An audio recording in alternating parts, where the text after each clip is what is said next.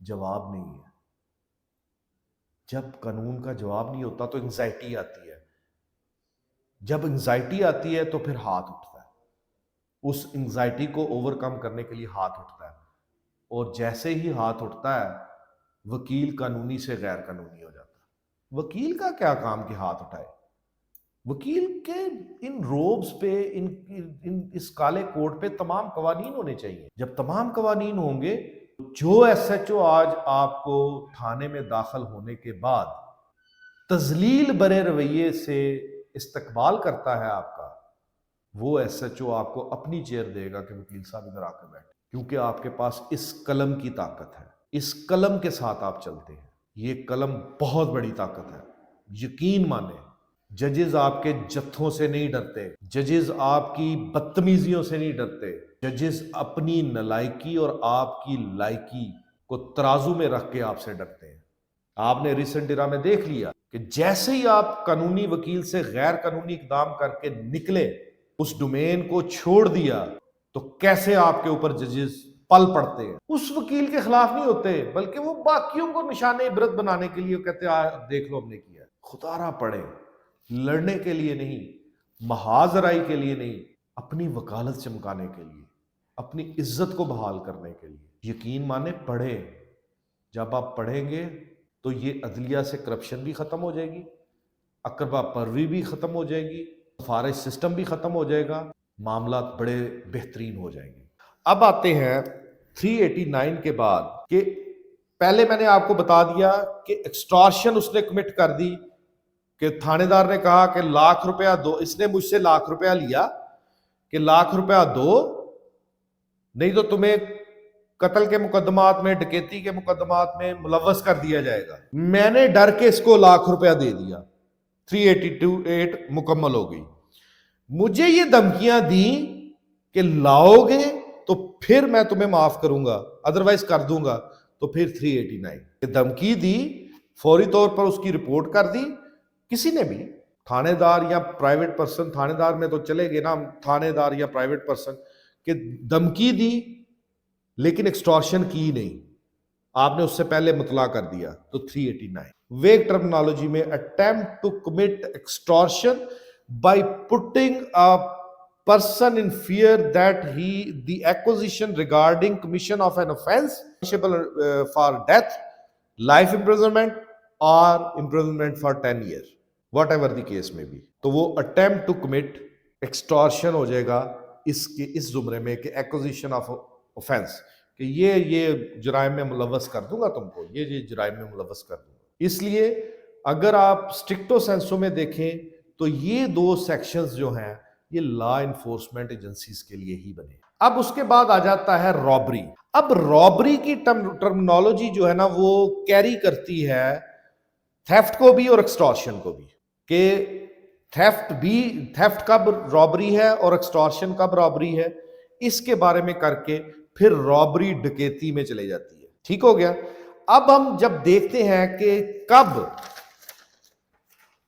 رابری جو ہے، تھیفٹ جو ہے وہ رابری ہے اور کب ایکسٹارشن جو ہے وہ رابری ہے، تو میں اس کے لیے آپ کو ورڈنگ پڑھ دیتا ہوں تاکہ آپ کو سمجھنے میں آسانی ہو.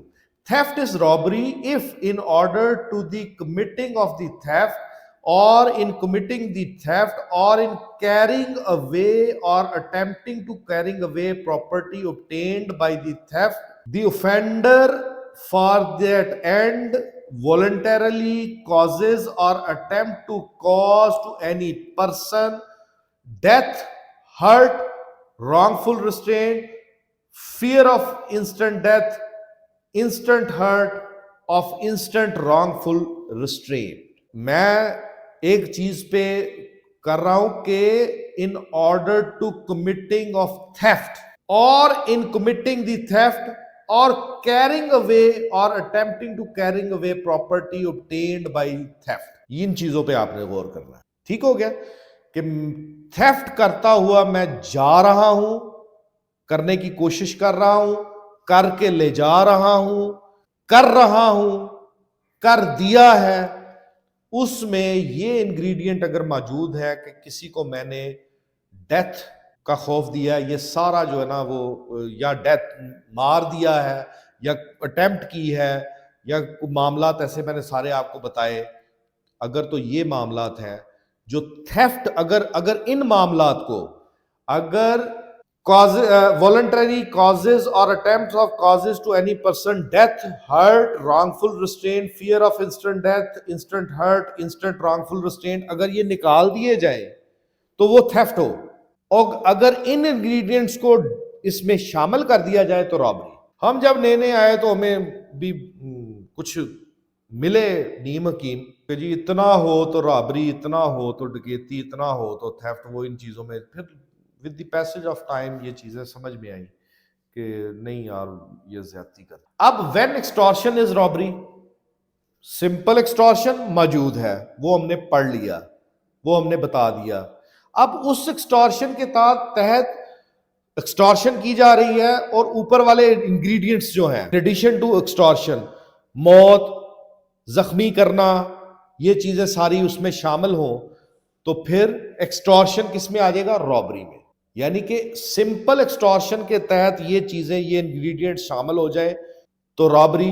سمپل تھیفٹ کے ساتھ تحت یہ چیزیں شامل ہو جائیں تو رابری. اب رابری ڈکیتی کب ہے؟ صرف یہ ڈسٹنکشن کی ہے، اس کے آگے میں آپ کو سمجھاتا ہوں. اب رابری ڈکیتی کب ہے کہ انہوں نے کہا کہ اگر 5 یا 5 سے زائد لوگ رابری کریں گے تو ڈکیتی ہوگی. Simple formula. ایک بندہ کرے، 2 کریں، 3 کریں، 4 کریں، وہ تھیفٹ بھی ہوگی، وہ ایکسٹورشن بھی ہوگی، وہ رابری بھی ہوگی. وہ تھیفٹ بھی ہو سکتی ہے، ایکسٹورشن بھی ہو سکتی ہے، رابری بھی ہو سکتی ہے. لیکن اگر 5 یا 5 سے زائد بندے کریں گے رابری تو وہ ڈکیتی ہوگی. یعنی کہ تھیفٹ ایکسٹورشن سے نکل گئے ہم، رابری آ گئی کہ تھیفٹ کوڈ بھی رابری، ایکسٹورشن کوڈ بھی رابری. اب رابری نے ڈکیتی کب بننا ہے؟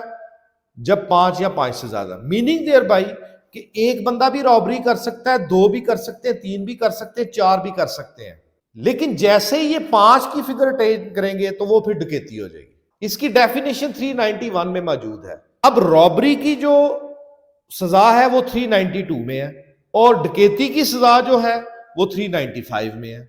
اب رابری کی سزا کم ہے 392 کے تحت اور ڈکیتی کی سزا زیادہ ہے 395 کے تحت. میں آپ کو ایک ڈفرنس بتانے کی کوشش کی ہے، اس کو ریپیٹ کر کے، میں دوبارہ ریپیٹ نہیں کرنا چاہتا، ریپیٹ کر کے سن لیجئے گا، آپ کو سمجھ آ جائے گا. اب میں نے آپ کو پنشمنٹ آف رابری اور پنشمنٹ آف ڈکیتی بتا دیا. اب ان کے درمیان 2 سیکشنز آتے ہیں، 393 اور 394.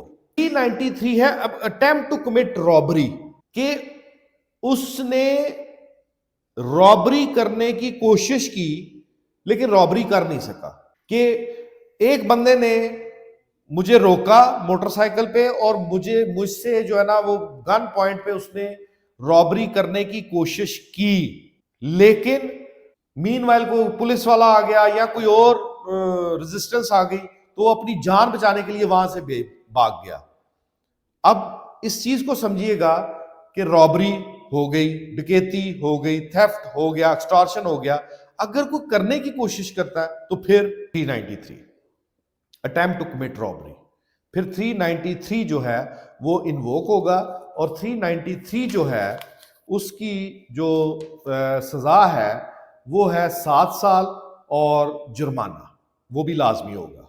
اب اگر رابری کرتے ہوئے یا کرنے کی کوشش کرتے ہوئے یا اٹیمپٹ کرے یا کرنے کی کوشش کرے، اگر وہ کسی کو زخمی کر دیتا، میں رابری کی نہ، اس نے اس کے پاؤں پہ فائر مارا اور اس سے وہ چھین کے لے گیا، معاملات ہو گئے، ٹھیک ہو گیا. یا اس نے ناب رابری کرنے کی کوشش کی لیکن نہیں، کوئی ریزسٹنس آ گئی تو اس نے فائر مار کے بھاگ گیا. دونوں صورتوں میں رابری نہیں کی لیکن فائر مار گیا، رابری کرنے کی کوشش کی نہیں ہوئی، فائر مار دیا، بھاگ گیا. اس صورت میں 394 اٹریکٹ کرے گا. 394 کی سزا جو ہے وہ 10 سال سے کم نہ ہو اور 4 ایئرز 4 سال سے کم نہ ہو اور 10 سال تک جو ہے نا، اور ساتھ میں فائن، یہ اس کی سزا ہے.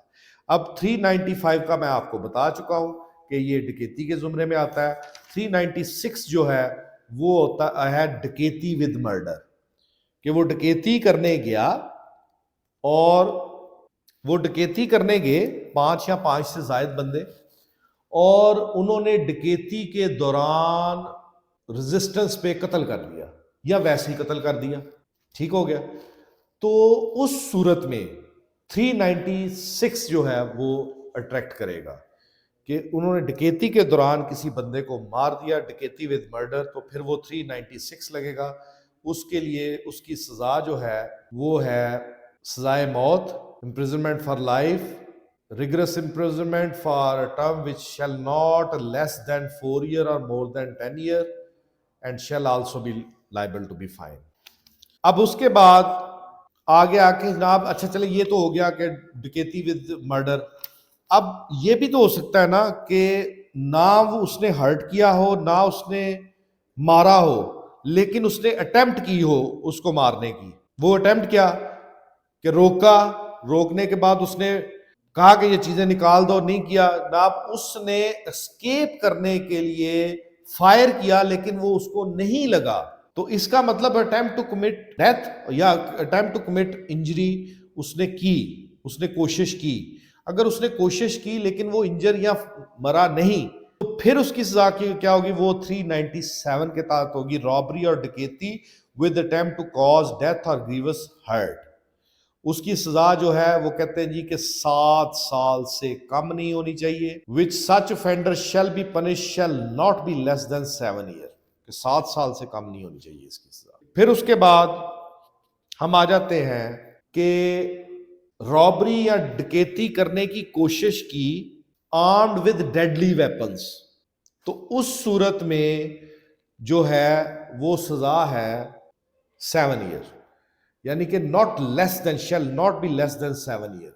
کہ if at the time of attempting of committing robbery or ڈکیتی the offender is armed with a deadly weapon، یعنی کہ وہ ڈیڈلی ویپن استعمال نہیں کر رہا، وہ شو آف نہیں کر رہا، بس ایسے دکھا رہا ہے کہ میرے پاس ہے، میری پوزیشن میں ہے، وہ ڈر کے اس نے وہ دے دیا، اور یہ ثابت ہو جاتا ہے کہ یہ at the time of commission of robbery اور ڈکیتی اور جو ہے نا یہ آرمڈ ود ڈیڈلی ویپن تھے بندے یا بندہ، تو پھر اس صورت میں 398 سیکشن لگے گا. اس کی سزا میں نے آپ کو بتا دی. پھر آ گیا 399 کہتے ہیں کہ جناب یہ جو نا عدلیہ کا ویو 399 اور 401 اور 2 کے بارے میں، وہ کہتے ہیں کہ یہ قابل عمل دفعات نہیں ہے، اس لیے اس کو بیلیبل کنسیڈر کرتے ہیں in the light of some judgments passed by honourable high court. کہ آپ کسی کے ذہن میں اگر ایک بندہ مسلح بیٹھا ہوا ہے یا ایک سے زائد بندے مسلح بیٹھے ہوئے ہیں تو آپ اس کو پکڑ کے جناب